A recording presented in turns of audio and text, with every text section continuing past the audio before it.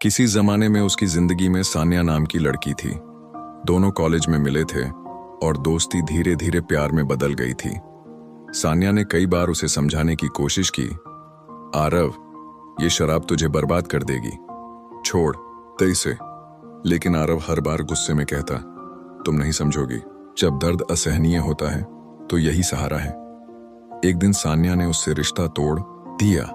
उसके शब्द थे, मैं तुमसे बहुत प्यार करती हूं, लेकिन मैं तुम्हें बर्बाद होते हुए नहीं देख सकती। यह सुनकर आरव टूट गया। अब उसके पास बचा ही क्या था? परिवार का सहारा नहीं, दोस्तों का साथ नहीं, और अब प्यार भी खो गया। अब शराब उसकी जिंदगी बन चुकी थी।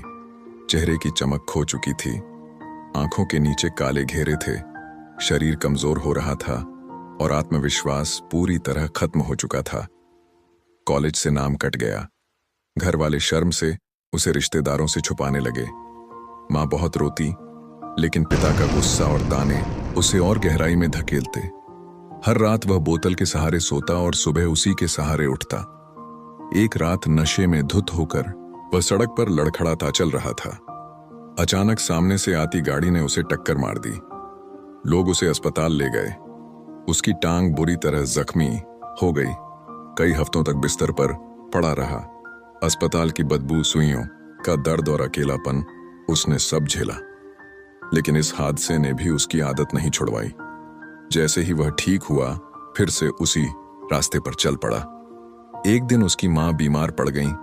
दिल की बीमारी ने उन्हें बहुत कमजोर कर दिया। उन्होंने आरव को पास बुलाकर कहा, बेटा, मैंने तुझे हमेशा संभालना चाहा, लेकिन तू खुद को खोता गया। शराब तेरी सबसे बड़ी दुश्मन है।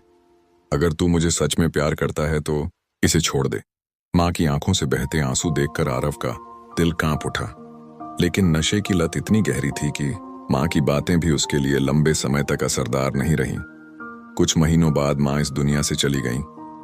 आरव की आंखों में आंसू थे, लेकिन अब तक वह बोतल का गुलाम बन चुका था। अब उसकी हालत और बिगड़ चुकी थी।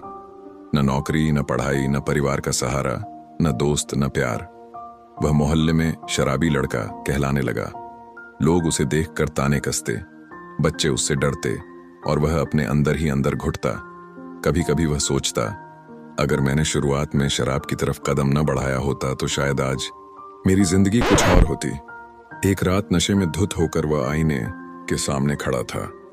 चेहरे पर झुर्रियां, आंखों में खोखलापन और होठों पर कड़वाहट। उसने खुद से कहा, आरव, तूने अपनी जिंदगी खुद बर्बाद की है।